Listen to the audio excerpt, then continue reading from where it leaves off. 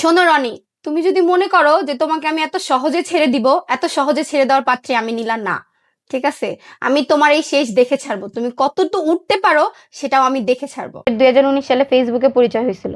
তারপরে তারপরে কথা বলতে বলতে 2020-এর দিকে সে আমাকে প্রপোজ করে, আমি 21-এর দিকে যাই তার সাথে সম্পর্কে যাই। তারপরে যখন এর আগেও তখন আমার সাথে যে তার সম্পর্ক ছিল, তখন একটা মেয়ের সাথে তার সম্পর্ক ছিল, আমার সাথে ছিল 2 বছর, তার সাথে ছিল 4 বছর, এরকম।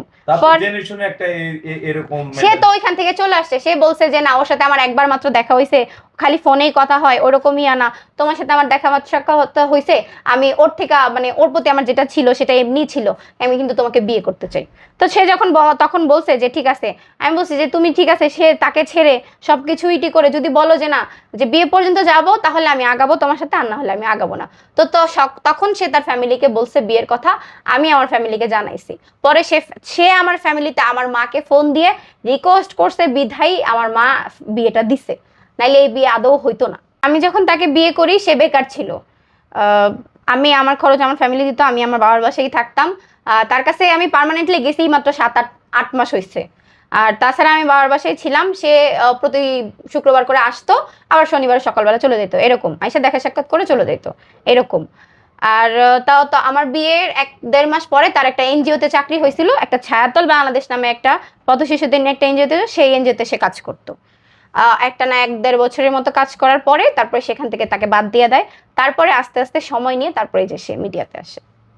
আমার তার প্রতি কোনো বক্তব্য নেই, আমার তার প্রতি বক্তব্য, সে আমাকে উল্টা বলতেছে আমাকে আমাকে দিয়ে আসলে সে সংসার করবে, নাইলে সে পরেরটা পরে। আমিও তাকে বলবো যে আমিও যাব না, আমার ফ্যামিলি থেকেও কেউ দিয়ে আসবে না। তোমাদের যদি মনে হয় যে হ্যাঁ এই মেয়েটাকে আমার দরকার বা আমার বাচ্চাটাকে আমার দরকার, আমরা একসাথে মিলে সংসার করতে চাই, তখন তোমাকে তোমার ফ্যামিলি সহ আসতে হবে। এমন না ও আমার বাসায় আসলেই এমন না যে আমার ফ্যামিলি ওরে ধরে মারধর করবে। ও যেটা বলছে যে আমার ফ্যামিলি ওকে মারধর করছে, আমার ফ্যামিলি কিভাবে ওরে মারধর করলো?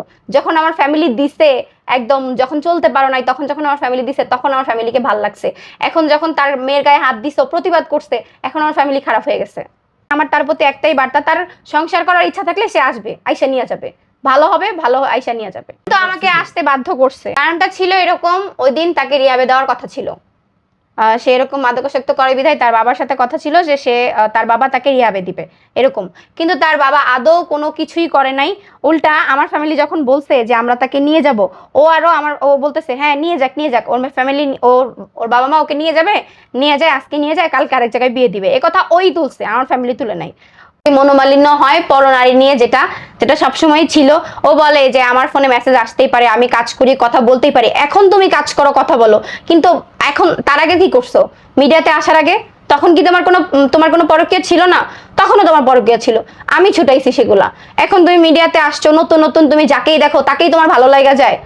আর ঘরের বউ এখন ভাল লাগতেছে না, এখন পুরান হয়ে গেছে দেখা, এখন ঘরের বউ জং ধরে গেছে, নতুন মানুষ আসতেছে, তার সাথে সম্পর্ক লিপ্ত হয়ে যাইতেছে।